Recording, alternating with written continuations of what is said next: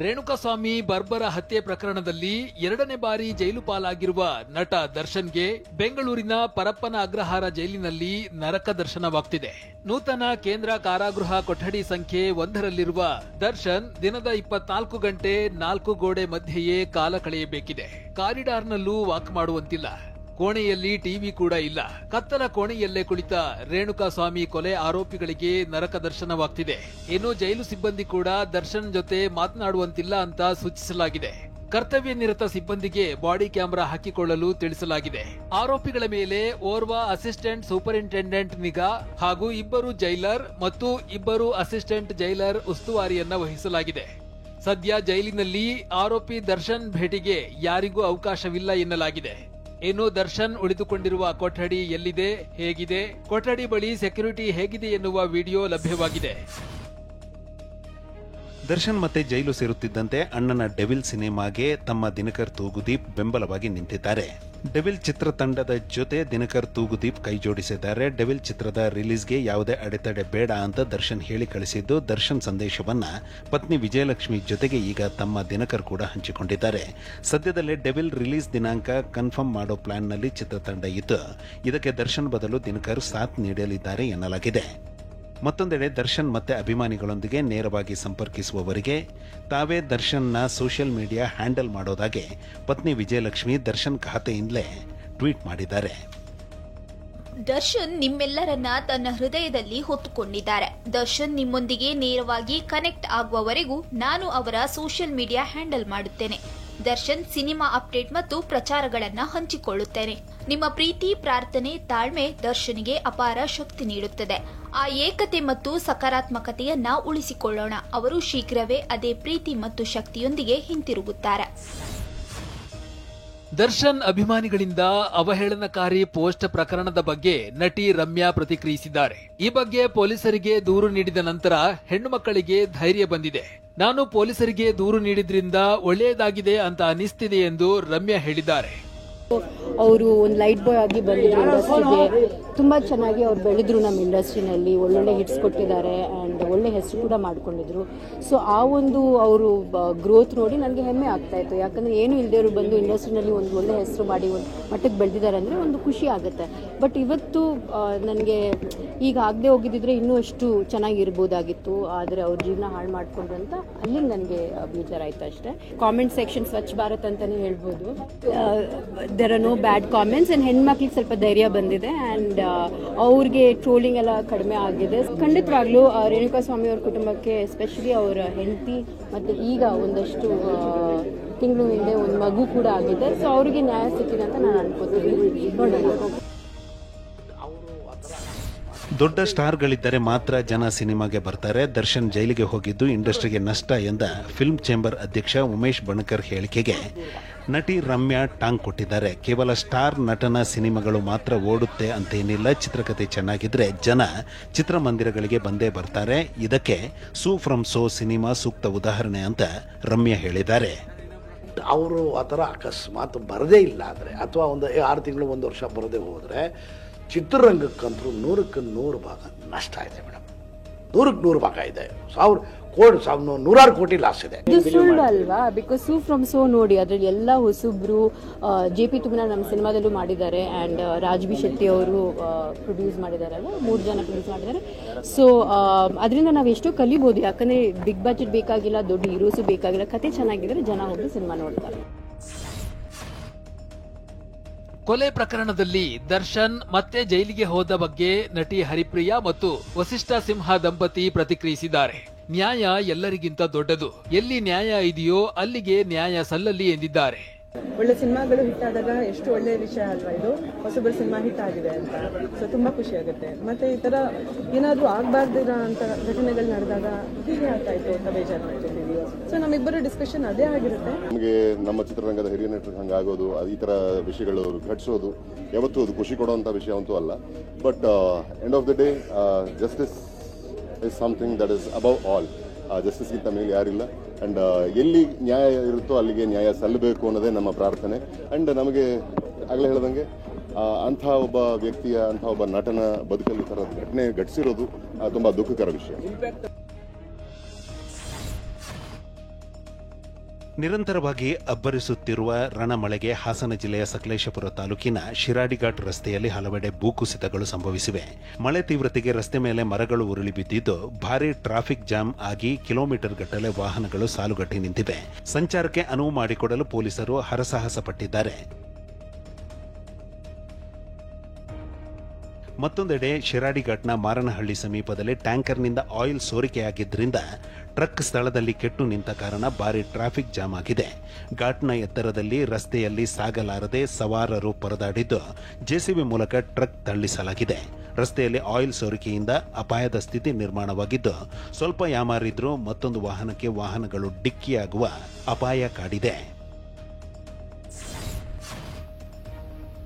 ವರುಣ ಆರ್ಭಟಕ್ಕೆ ಕೊಡಗಿನ ಕುಶಾಲನಗರ ಶನಿವಾರ ಸಂತೆ ರಸ್ತೆಯಲ್ಲಿ ಬೃಹತ್ ಮರ ಉರುಳಿ ಬಿದ್ದಿದೆ. ಸಂಚಾರ ಅಸ್ತವ್ಯಸ್ತವಾಗಿದೆ. ಬಳಿಕ ಸ್ಥಳೀಯರು ಅರಣ್ಯ ಇಲಾಖೆ ಸಿಬ್ಬಂದಿ ಮರವನ್ನ ತೆರವುಗೊಳಿಸಿದ್ದಾರೆ.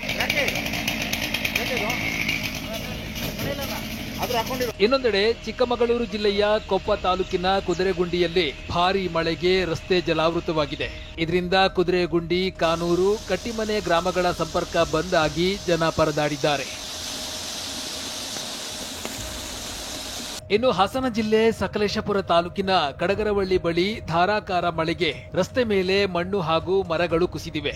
ಇದರಿಂದ ರಸ್ತೆ ಜಖಂಗೊಂಡಿದ್ದು ಸುತ್ತಮುತ್ತಲಿನ ಗ್ರಾಮಸ್ಥರು ಈ ರಸ್ತೆಯಲ್ಲಿ ಓಡಾಡದಂತೆ ಎಚ್ಚರಿಸಲಾಗಿದೆ. ಮತ್ತಷ್ಟು ಮಳೆ ಸುರಿಯುತ್ತಿರುವುದರಿಂದ ಮತ್ತೆ ಗುಡ್ಡ ಕುಸಿಯುವ ಭೀತಿ ಇದೆ.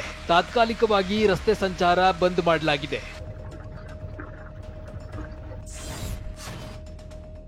ಧರ್ಮಸ್ಥಳದ ಪರ ಬೆಂಬಲ ಸೂಚಿಸುವುದಕ್ಕೆ ಬಿಜೆಪಿ ರಾಜ್ಯಾಧ್ಯಕ್ಷ ವಿಜೇಂದ್ರ ಸೇರಿದಂತೆ ಹಲವು ಬಿಜೆಪಿ ನಾಯಕರ ದಂಡು ಧರ್ಮಸ್ಥಳದ ಮಂಜುನಾಥೇಶ್ವರ ದೇವಸ್ಥಾನಕ್ಕೆ ಭೇಟಿ ನೀಡಿದೆ.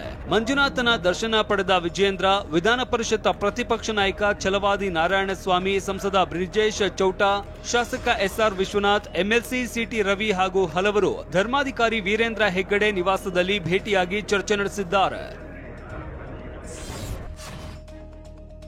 ಧರ್ಮಸ್ಥಳ ಬಿಜೆಪಿಯವರ ಸ್ವತ್ತಲ್ಲ ಎಂಬ ಡಿಸಿಎಂ ಡಿಕೆ ಹೇಳಿಕೆಗೆ ಹುಬ್ಬಳ್ಳಿಯಲ್ಲಿ ಕೇಂದ್ರ ಸಚಿವ ಪ್ರಹ್ಲಾದ್ ಜೋಶಿ ಪ್ರತಿಕ್ರಿಯಿಸಿದ್ದಾರೆ. ಧರ್ಮಸ್ಥಳ ನಮ್ಮ ಸ್ವತ್ತು ಅಂತ ನಾವೆಲ್ಲೇ ಹೇಳಿದ್ದೇವೆ. ಹಿಂದೂಗಳ ಭಾವನೆಗೆ ಧಕ್ಕೆ ಆದರೆ ಸುಮ್ಮನಿರಬೇಕಾ ಅಂತ ಪ್ರಶ್ನಿಸಿದ್ದಾರೆ.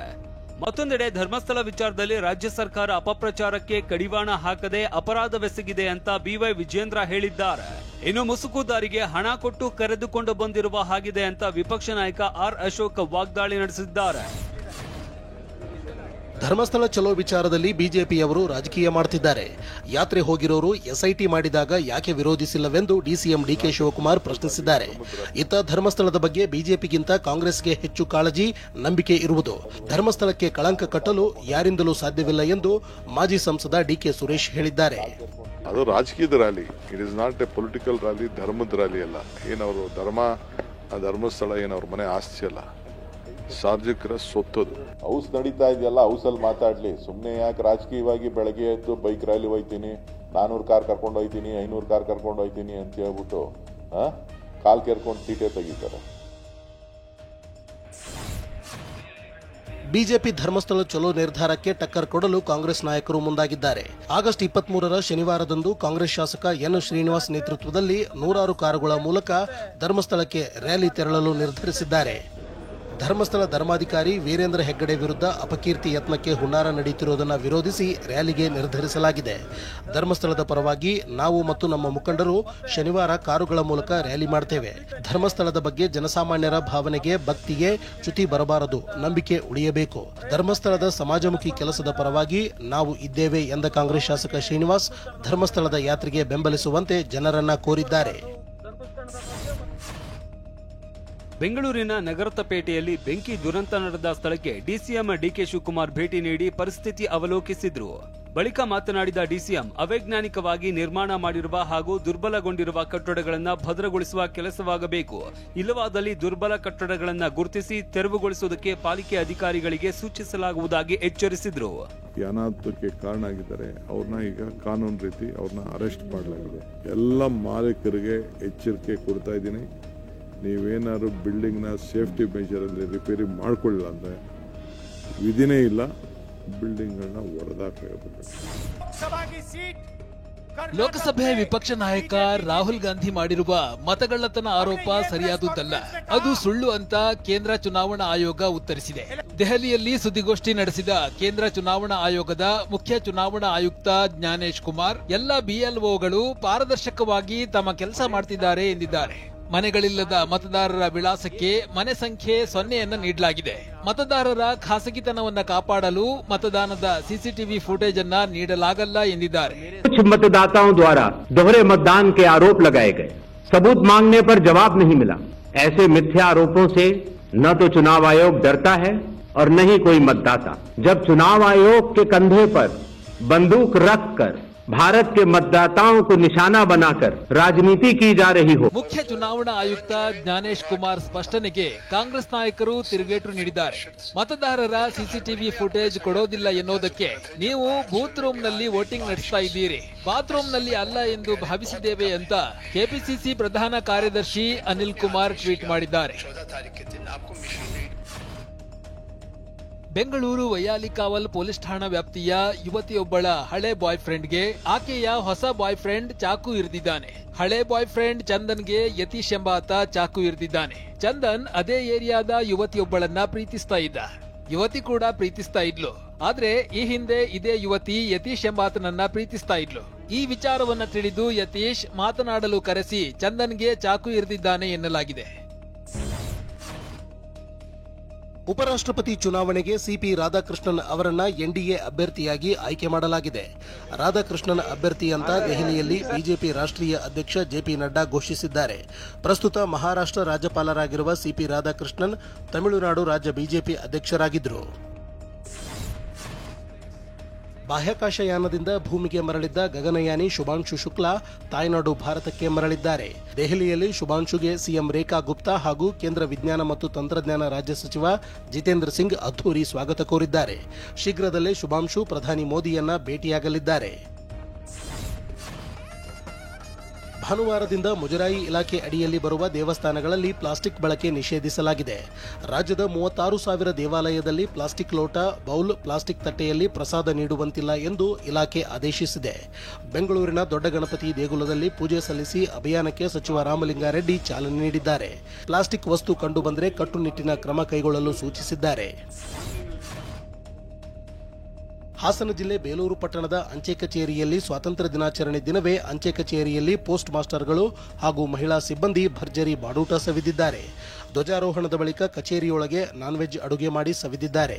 ಡಿಜೆ ಸೌಂಡ್ಗೆ ಸ್ಟೆಪ್ ಕೂಡ ಹಾಕಿದ್ದಾರೆ. ನೌಕರರ ವರ್ತನೆಗೆ ಭಾರೀ ಆಕ್ರೋಶ ವ್ಯಕ್ತವಾಗಿದೆ. ವಿಶ್ವವಿಖ್ಯಾತ ಮೈಸೂರು ದಸರಾಗೆ ಕೌಂಟ್ ಡೌನ್ ಶುರುವಾಗಿದ್ದು ಗಜಪಡೆಗೆ ರಾಯಲ್ ಟ್ರೀಟ್ಮೆಂಟ್ ನೀಡಲಾಗ್ತಿದೆ. 14 ಆನೆಗಳ ಆಹಾರ ವೆಚ್ಚಕ್ಕೆ 55ರಿಂದ 60 ಲಕ್ಷ ಖರ್ಚು ಮಾಡಲಾಗ್ತಿದೆ ಎಂದು ಟಿವಿ9ಗೆ ಅಧಿಕಾರಿಗಳು ತಿಳಿಸಿದ್ದಾರೆ. 14 ಆನೆಗಳಿಗೆ ಇಲ್ಲಿ ಬಂದು 2 ತಿಂಗಳು ವಾಸ್ತವ್ಯ ಮಾಡಿ ವಾಪಸ್ ಹೋಗಕ್ಕೆ ಒಂದು 55 to 60 ಲ್ಯಾಕ್ ಬೇಕಾಗಿದೆ. ಇನ್ನು ಅರಮನೆ ಆವರಣದಲ್ಲಿ ಬೀಡು ಬಿಟ್ಟಿರುವ ಗಜಪಡೆ ತಾಲೀಮು ವಿರಾಮದ ವೇಳೆ ಫುಟ್ಬಾಲ್ ಆಡಿ ಮಸ್ತಿ ಮಾಡಿವೆ.